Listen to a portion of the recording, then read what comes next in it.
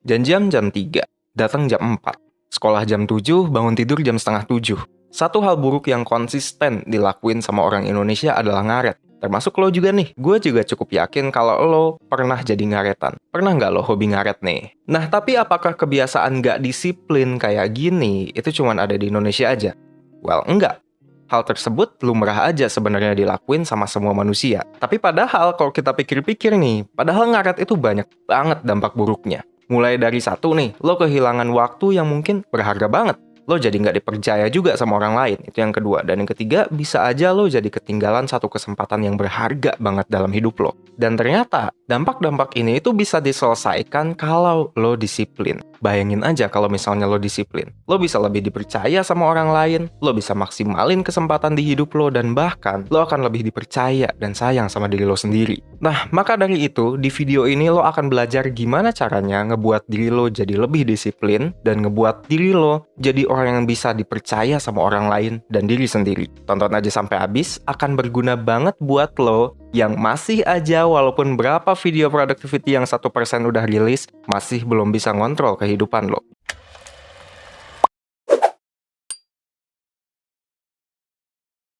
Oke, pertama-tama kita harus bahas dulu apa itu disiplin.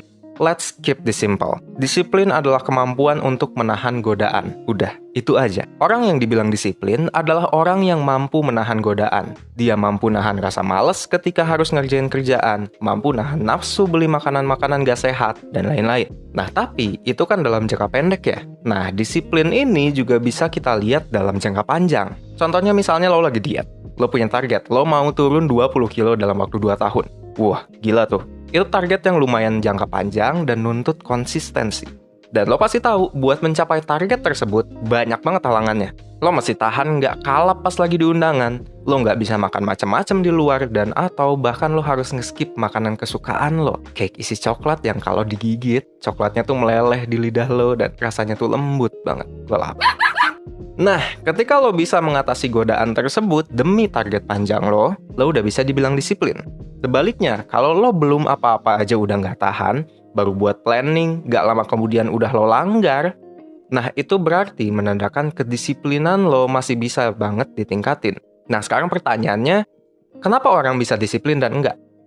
Kalau kita telah lebih lanjut, faktor dari ketidakdisiplinan itu datang dari dua hal, faktor internal dan faktor eksternal. Buat faktor internalnya kira-kira apa nih? Nah, salah satunya adalah genetis. Kalau kita mengacu ke studinya Willems, seorang peneliti dari University of Amsterdam di tahun 2018, gen itu mempengaruhi kemampuan kita buat menahan impuls sebanyak 47-49%. Wow, jadi ya sebenarnya emang ada faktor keturunan di tingkat disiplin atau enggaknya lo. Ini jujur banget. Nah, cuman selain itu, di faktor internal juga kita ada faktor yang lain nih, rasa cemas. Makin lo cemas, makin susah lo ngatur keinginan lo. Emosi lain juga bisa berpengaruh. Makin lo lagi emosi, makin emosi lo lagi membuncah, itu akan menyulitkan lo untuk jadi disiplin. Nah, faktor selanjutnya adalah faktor eksternal. Kalau eksternal ini kita ngomongin hal yang terjadi di luar diri lo. Berarti ada hal-hal di lingkungan lo yang either ngedukung atau menyulitkan lo buat jadi disiplin. Nah, contoh paling gampangnya apa? Teman, pergaulan. Kalau teman-teman lo mostly orang-orang disiplin, lo akan kecipratan. Selain itu, penggunaan tools-tools kedisiplinan kayak jurnal, kalender, to-do list juga bisa mengaruhin kedisiplinan lo. Waduh, Pik, kalau misalnya gitu susah dong sebenarnya buat ngatur seseorang itu disiplin atau enggak. Ya, nyaris 50% ditentuin sama gen gitu. Enggak. That's not how genes work. Gen itu termanifestasi di dalam kehidupan lo, lingkungannya harus ngedukung itu. Jadi ya sebenarnya lo bisa aja punya orang tua selengean yang disiplinnya rendah, tapi lo sendiri tetap disiplin. Bisa. Jadi lagi-lagi, kedisiplinan ini bisa ditingkatin. Ya kalau nggak bisa, males juga gue bikin kontennya nih. Caranya gimana pertanyaannya? Gue akan kasih 3 hal buat ngelatih kedisiplinan. Yang pertama, selalu berpikir jangka panjang. Oke, coba pertama-tama lo pikirin deh tentang apa yang akan terjadi 10 menit dari sekarang. Oke? Selanjutnya coba deh lo pikirin tentang apa yang akan terjadi, apa yang lo mau 10 tahun dari sekarang. Nah, coba ditahan dulu pikirannya. Kebanyakan orang pada saat perintah yang pertama biasanya bisa mikirin hal-hal yang spesifik dan lebih detail. Misalnya mungkin lo bakal pergi ke suatu tempat, lo pengen makan soto Betawi, lo pengen olahraga, lo pengen lari, lo pengen push up. It's nice and clear. Tapi apa yang terjadi ketika lo mikirin 10 tahun ke depan? Kebanyakan pasti pikirannya adalah di big picture-nya aja. Misalnya lo akan sukses, lo akan kaya raya, dan sebagainya. Tapi kalau kita perdalam, sukses di sini maksudnya kayak gimana? Apa lo pengen punya 3 rumah mewah, cat putih, masing-masing punya kolam renang 8x9 meter, airnya dipercikin emas, atau gimana nih? Lo nggak kepikiran sampai sedalam itu. Yang lo pikirin adalah big picture-nya. Nah, saran pertama dari gue, sesimpel ini. Lo bayangin apa yang lo mau capai dalam waktu 10 tahun ke depan, lo tulisin secara detail poin-poin detailnya, dan ketika lo lagi tergoda sama hal-hal nggak penting yang nggak ada hubungannya sama tujuan lo, inget dan baca tulisan itu. Ketika ada godaan datang, biasanya orang-orang yang nggak disiplin hanya ngelihat dari satu kepuasan yang sangat kecil aja. Kepuasan jangka pendeknya seperti apa? Dan ya, kebanyakan biasanya hal-hal yang mendistraksi lo. Contohnya lo misalnya memikirkan tekstur dari makanannya, rasa dari makanannya, dan lo melupakan big picture-nya, long-term goal-nya. Padahal, let me ask you a question. Enakan mana? Kenikmatan 3 menit sesaat itu atau hal yang lo bisa raih 10 tahun ke depan sebenarnya? Dan sekarang pertanyaannya adalah, lo mau ngorbanin yang mana? Kenikmatan sesaat atau kenikmatan 10 tahun ke depan itu? Kalau lo udah bisa ngelihat ke big picture-nya, tapi lo belum bisa konsistennya aja nih, lo bisa lihat video kita tentang cara agar konsisten. Linknya gue taruh di description. Oke, that's the first tip. Yang kedua, gue namain ini the 10-minute trick. Ini tips simple banget yang gue sering banget gunain di keseharian. Let's put it this way. 10-minute trick ini menggunakan kemalasan lo untuk hal yang lebih baik. Maksudnya gimana tuh? Gini, lo sebenarnya bisa menunda godaan. Ketika lo ngerasa tergoda untuk ngelakuin hal yang gak seharusnya, kayak mesen Starbucks ke ojol padahal udah tanggal tua dan lo kismin, just say to yourself, 10 menit lagi deh. Nah, biasanya, keinginan-keinginan liar lo itu cuman butuh dikasih kepastian aja. Dengan lo bilang 10 menit lagi, lo udah kasih tuh kepastiannya. Dan nantinya keinginan itu bakalan hilang sendiri, karena lo udah kasih kepastian. Kalau dalam 10 menit nggak hilang gimana, Fik? Ya nggak apa-apa, lakuin aja. Soalnya bisa jadi lo emang butuh. Contohnya apa nih? Lo misalnya butuh ke toilet, terus lo bilang 10 menit lagi. Iya, iyalah lo 10 menit masih pengen ke toilet. Itu emang lo butuh. Nggak apa-apa, kalau misalnya udah 10 menit, lo masih ngerasain pengen, lakuin aja. Nah, itu yang kedua.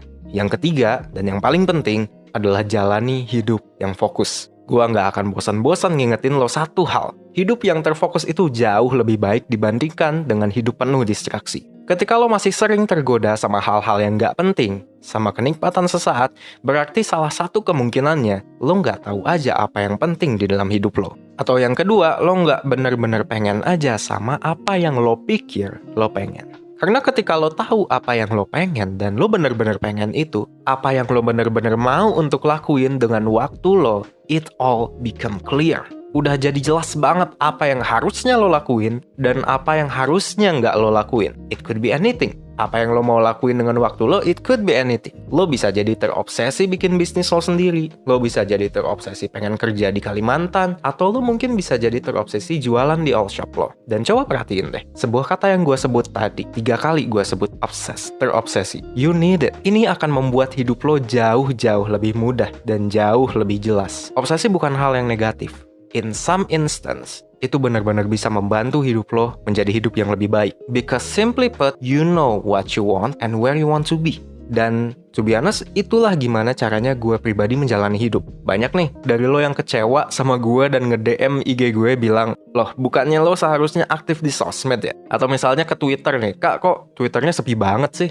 Dan let me tell you a fun fact about me. I have a boring life. Gue jarang banget liburan, gue jarang banget ke mall, dan minggu lalu adalah kayaknya pertama kalinya gue ke bioskop dalam rentang waktu, I don't know, maybe 3 months. Dan gue juga nggak punya akun Netflix, gue jarang post ke IG di akun pribadi, nge-Twitter, apalagi. Tapi kalau gue jujur banget juga, gue sangat bangga sama my boring life. Kenapa? Karena my boring life adalah hasil dari gue tahu jelas apa yang gue mau. Gue mau ngebangun bisnis. Itu yang gue mau, dan gue senang banget ngejalanin itu. Gue tahu jelas apa yang gue mau, dan ngebangun bisnis adalah liburan gue jadinya. Sama kayak seperti ngebangun bisnis adalah pekerjaan gue. Apakah gue butuh liburan? No, not necessarily. Gue jarang banget liburan akhirnya. apakah gue butuh refreshing nonton Netflix ini itu jarang juga kok. Karena gue udah happy dari sananya. Gue benar-benar menjalani apa yang gue pengen. Oke, jadi kesimpulannya ada 3 hal yang bisa lo lakuin buat ningkatin kedisiplinan lo. Yang pertama, berpikir jangka panjang. Ingat-ingat apa yang lo mau di long term. Nomor 2, the 10-minute trick. Tunda aja hal-hal yang gak penting. Dan yang ketiga, jalani hidup yang fokus. Buat hidup lo jadi jauh lebih sederhana dengan tujuan. Nah, pastinya nih, buat ngejalanin ketiga tips ini, yang paling enak adalah kalau misalnya lo masuk ke sebuah komunitas. Di komunitas, enaknya lo bisa belajar dari orang-orang yang punya masalah yang sama dengan lo, punya interest yang sama juga dengan lo, dan bisa juga saling checking out dan memotivasi ketika lagi ngedown. Nah, kalau misalnya lo pengen ketemu sama orang-orang yang peduli dengan isu yang sama,